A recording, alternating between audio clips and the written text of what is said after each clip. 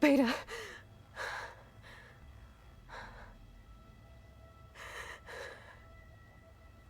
Varl.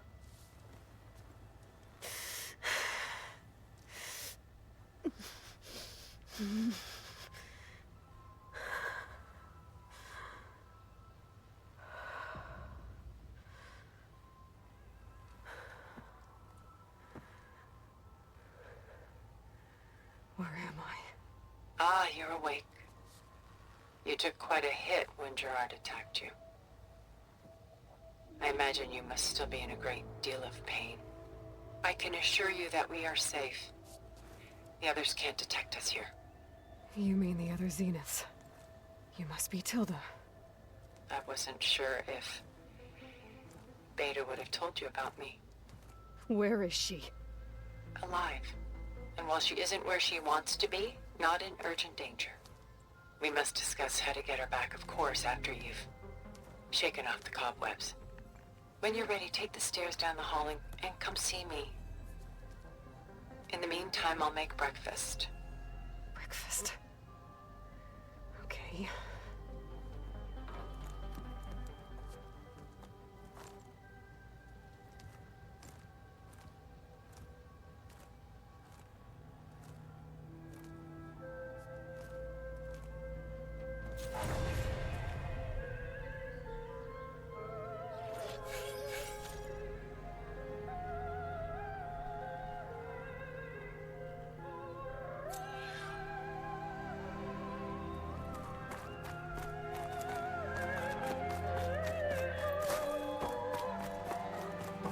What was all this for?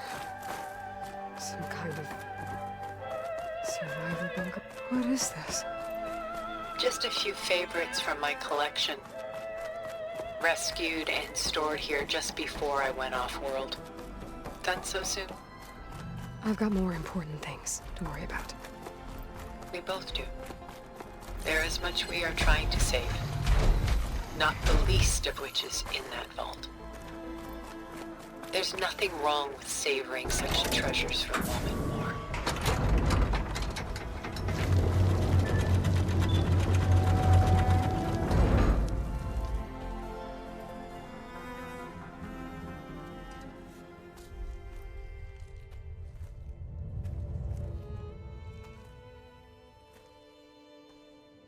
There you are.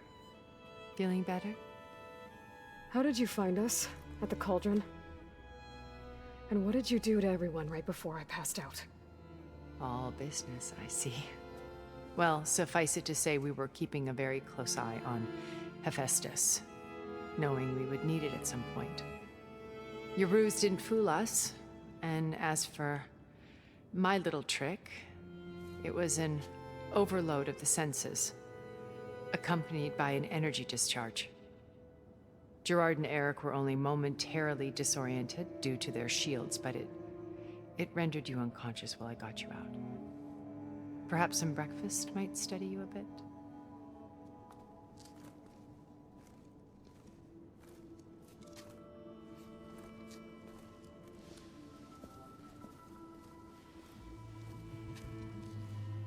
This was your house.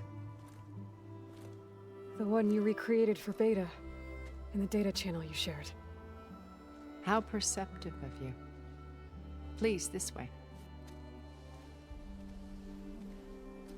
After everything your people have done, you think I'm just gonna sit down and have a chat with you? They're not my people. They never were, and especially not now. You shot off into space with them, and lived with them for 1,000 years before coming back.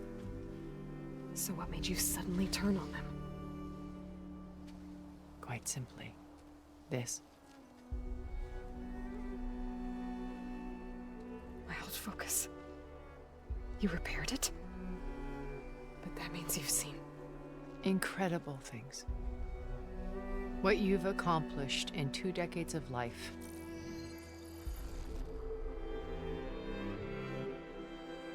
A 1,000 years at my back and I haven't even come close.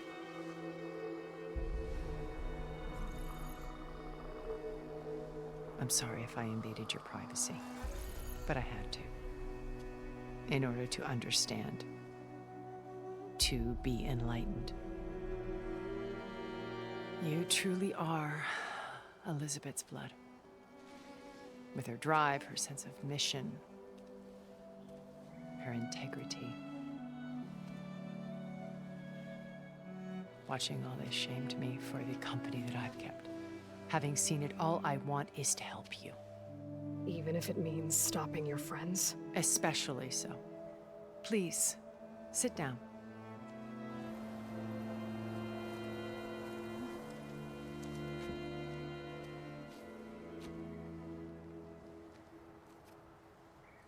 There. That's better. Now, we must recover Beta and Gaia at all costs. By now, you must know that Gerard intends to use Gaia to reboot the Earth's biosphere. Remaking this world to specifications that would only suit us immortals. This process will kill every living thing on the planet. He calls it a clean install. Not if I stop him first. Not if we do. And once he and the others are gone, we can work together to fulfill Elizabeth's dream. I'm sure Beta told you that there's a build of the Apollo database on board our ship. A complete collection of human knowledge. With that and Gaia, we could do everything Elizabeth wanted. Heal the biosphere, educate the people of this world, uplift them. Create the world she imagined. Let's not get ahead of ourselves. From what I've seen, your friends are invincible. I do wish you would stop calling them my friends. And they're not invincible. In fact, a friend of yours has found a way to defeat them. Silence. Oh, he's been a busy bee, building an army powerful enough to crash through Gerard's precious base. Regala and her rebels. Even now, she's preparing a final march on the Tenakth capital. When she wins, she'll have the entire tribe under her control. Hundreds of warriors and machines to throw at the base. She's been duped. They'll all perish, of course. But it should be enough to break Gerard's defenses and allow Silence to kill him. Along with all the others. Using the new weapon he's developed. Yes, he's found a way to circumvent our shields. Truly an exceptional man. He's planned for everything. Except you and me. You see, while his army is battering down Gerard's doors, you and I will sneak in through a back way. One that only I know about. While Silence and my friends are busy battling each other, we'll take back Beta and Gaia. I told you I want to help you. I mean it.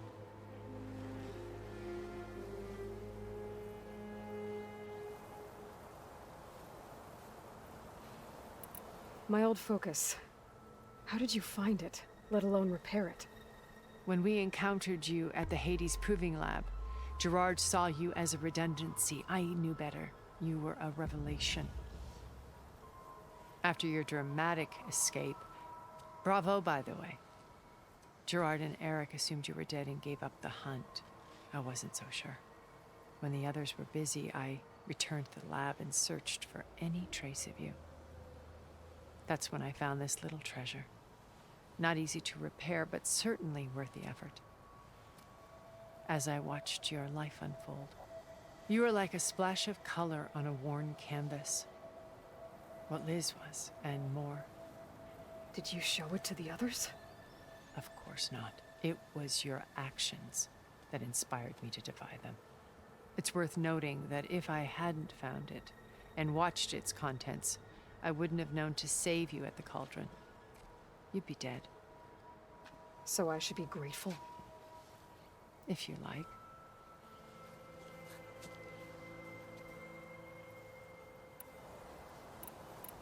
So you know all about me. What about you? What would you like to know? Well, start with your life on Earth. When I was 8, terrorists flooded my home city.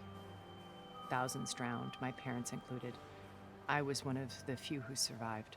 My guardian sent me to boarding school. Among my peers, I was the strange girl, the orphan to be avoided. All because of circumstances beyond my control. Oh. So we're a lot alike, huh? Aren't we? You were an outcast. But you didn't let that stop you from getting what you needed. Neither did I. I climbed my way out of desolation and used my wits to build a fortune. First, from the technical analysis of art and the detection of forgeries. Profitable expertise in those days. But as it turned out, the software I developed was even more useful for counterintelligence. From there, it was only a short step to gathering extremely valuable intelligence on my own. You were a spy? More like a service one could turn to for information. I had to remain anonymous, of course, to protect my privacy. But despite that anonymity, Far Zenith inevitably sought me out. What happened when Far Zenith approached you? They painted an irresistible vision of humanity's future. One where we need not fear illness or death, where we explored the furthest reaches of the stars and thrived. It was only later that I realized that they only intended to bequeath this future to the rich and powerful. By the time I finally figured it out, the walls were closing in, Pharaoh's machines were devouring the earth. So I accepted Far Zenith's invitation to a berth on the Odyssey. I wanted Liz to come, but she had nobler plans, as you well know.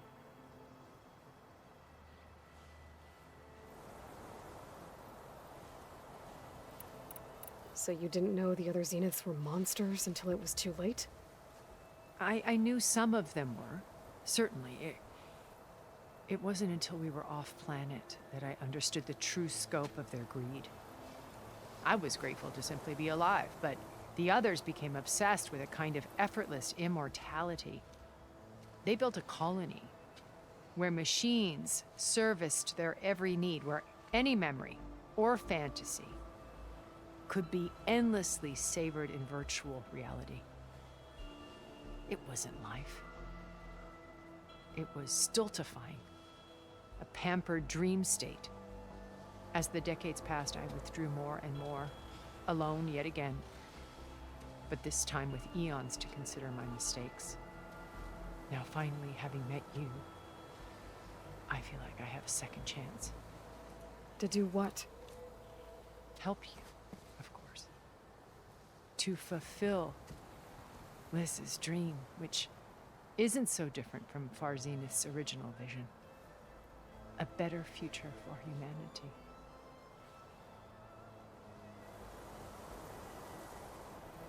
You said Beta is not in urgent danger, so what are the Zeniths doing to her? Putting her to work. Merging Hephaestus with Gaia. A difficult, time-consuming task, as I'm sure you know. They will compel her if need be, but her life is not in danger. She's the only one who can do it. Because you people made her to be nothing but a tool. Gerard's idea, not mine. They always viewed me with suspicion when I attempted any form of kindness towards her. That's why I created the data channel. A virtual place where we could speak in peace. So this channel you shared with Beta, none of the other Zeniths ever found out about it. Gerard believes he's the most cunning of all of us. Even after 1,000 years, he still can't imagine that I would outwit him. The channel allowed me to interact with Beta away from their mistrustful eyes. It offered us a chance to be ourselves. Until you cut off all contact. Yes, though it pained me. I was worried that our meetings would do her more harm than good. Well, she felt like you tossed her aside. I was afraid the others would find out and punish her. She may not have had the comforts of friendship anymore, but at least I ensured she was safe. I know it seems harsh, but you must believe that her well-being has always been paramount to me. Why did you make the data channel look like this place? I built this house as a shelter to weather any storm, a safe place. Not just for me, but for the art stored below. Cultural artifacts of incalculable value. Truly some of the greatest achievements of human civilization. And you wanted Beta to see them?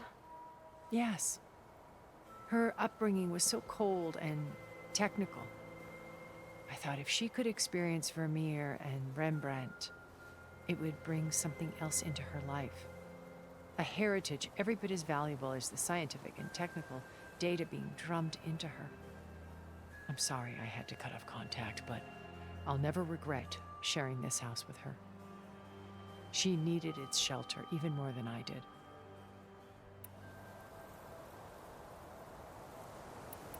Beta told me your colony was destroyed. That you came back to Earth because you had nowhere else to go. It's true. After we reached our destination, a planet in the Sirius star system, we spent decades building a new home. The physical constraints of Earth, the boundaries of mortality, gone. To think of what we could have done with it. It might have been a utopia. Instead, we stagnated, absorbed in effortless comforts and virtual realities. It took a cataclysm to finally yank us out of our stupor. What happened? A massive geological event.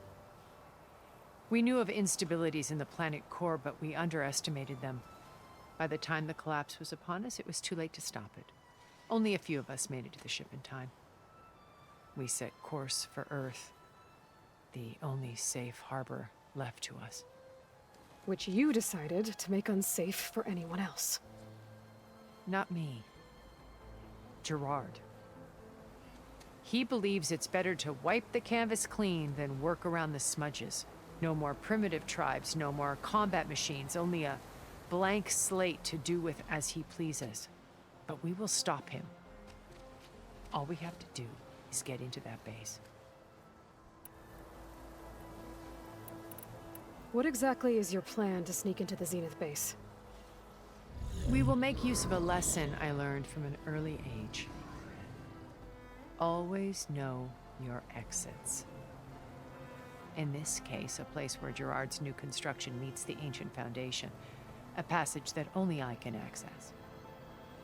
When Silence flings his army at the base, we will enter through this back door, bypassing most of the fighting. The distraction will provide us with a window in which to rescue Beta and Gaia. Once we're inside the base, where will we find Beta and Gaia? Here in the command center. By then, Gaia will have been reunited with all of its subordinate functions, including Hephaestus. What about the alpha build of Apollo on your ship? A simple matter of recovery once the others have been dealt with. With that in hand, we'll have everything we need to make this world as it should be.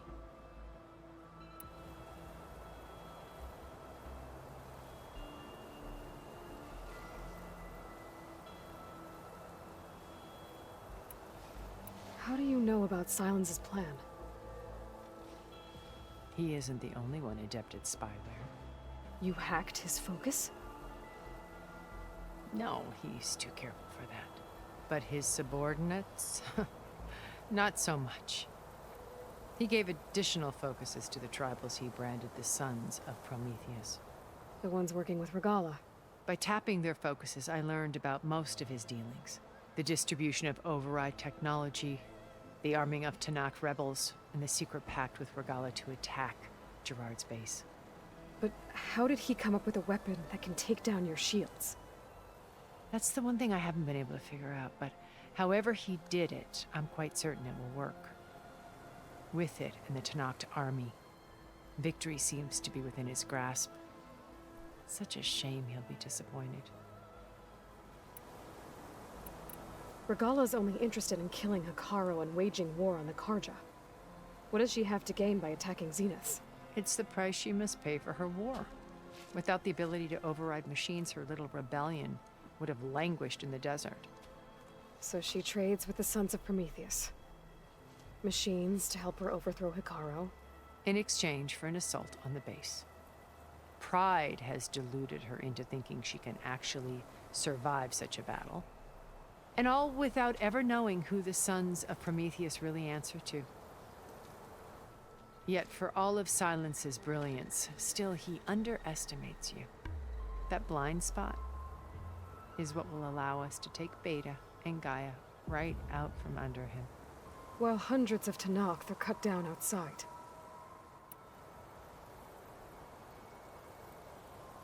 So you knew Elizabeth.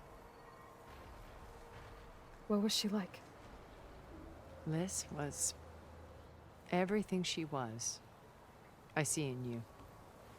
And more. Your ingenuity, your determination, your moral compass. You've managed to distill her greatest qualities and make them your own. I'm not asking about me. Tell me about Elizabeth. What was she really like? The honest answer is that I don't actually know. For all the time that I spent with her, she always kept a part of herself locked away. It was like that from the moment we met.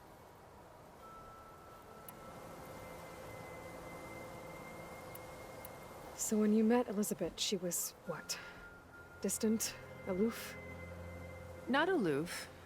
Not exactly. It was a summit in Paris about machine learning. A touchy subject in those days. Because regulatory authorities were just starting to clamp down on AIs. Liz gave the keynote address. She had already achieved great renown for her work in automated environmental reclamation. But in her address, she was just starting to imagine the next step. An AI-driven system that wouldn't just act on its programming, but actually take responsibility for its sphere of influence. To care about life. Not just follow orders. Revolutionary stuff. I was fascinated. And I wanted to meet her for a long time. I watched her after her talk. She had spoken with such moral authority, such empathy. But after that, she retreated. I could tell she felt uncomfortable with all of her admirers. It was as if giving the talk had cost her something. I didn't want to be a pest, so I planned my approach carefully. So how did you finally approach Elizabeth after her talk? I picked the right moment. The morning of the next day, right as she came back to the conference, she had just had her coffee. She was fresh, rested. It was like she had braced herself for the onslaught of colleagues. I asked if I could walk with her, then put forth a question about her talk that I thought was intelligent. Her answer made me realize it wasn't, but she was very welcoming. Almost as if we were previously acquainted. It was only halfway through the conversation that I realized she knew exactly who I was. It was quite a shock to me. My business was trafficking in secrets, and I took great pains to protect my anonymity. So that was Liz, perpetually one step ahead. I came to view our meeting as a metaphor for our friendship. She always seemed to know me far better than I knew her. I guess I know the feeling.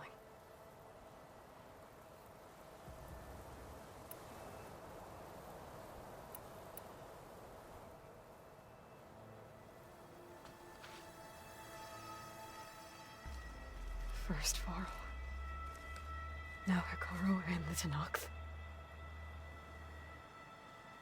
Your plan would wipe out an entire tribe. There has to be another way. We are in an admittedly desperate situation, but I assure you there isn't. Remember Zero Dawn. Elizabeth's sacrifice. Sometimes many have to die for a new world to grow.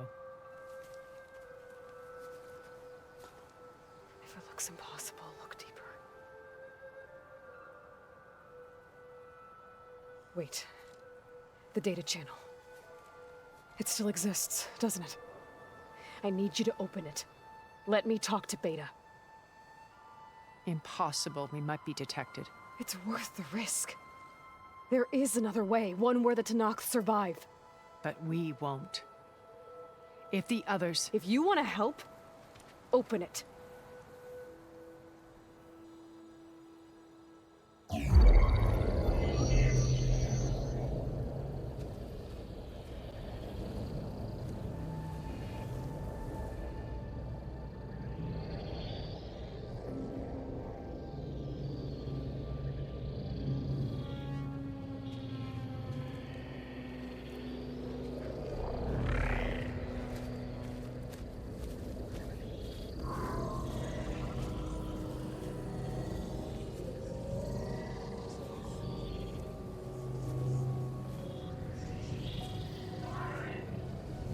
What are they doing to her?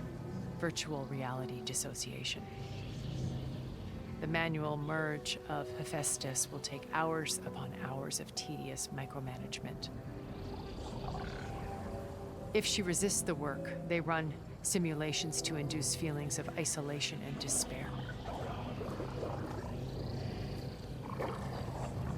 Beta, can you hear me? You're alive. They're watching me. I can't hold up this extra projection for long.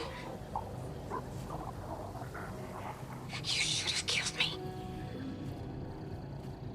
No. No, look at me. I'm coming for you. I promise. Okay? I just need you to hold out a little while longer and work on the merge.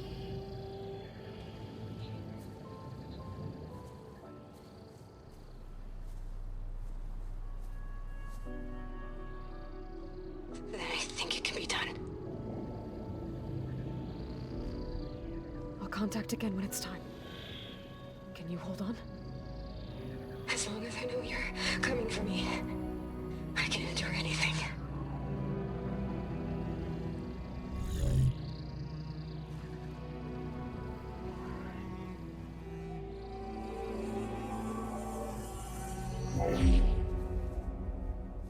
All right.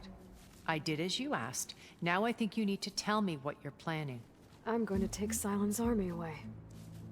I don't need it. Only the weapon he made to penetrate your shields. And how do you propose to get it? Ask him nicely? Without Regala and her rebels, he won't have a choice. We'll be his only option. Only option for what? What did you tell her?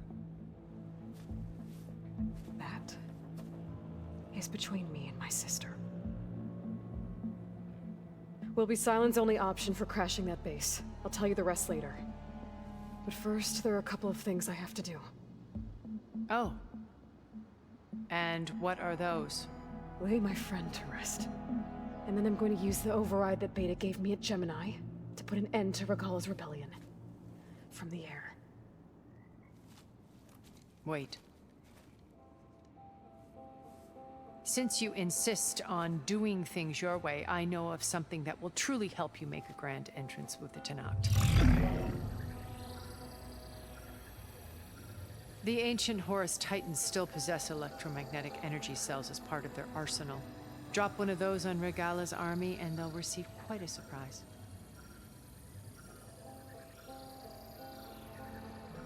So go, do what you must. I'll come to your base if you manage to bring Silence to the table.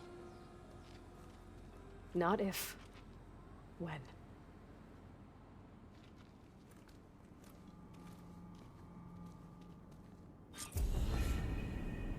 Erend, are you there? Aloy! Aloy, is that really you? Yeah, it's me. Where's everyone else? We're all... we're back at base. What happened? It might be easier to explain in person. I'll try to join you there when I can. Okay. We'll wait here for you. It's good to hear your voice, Aloy.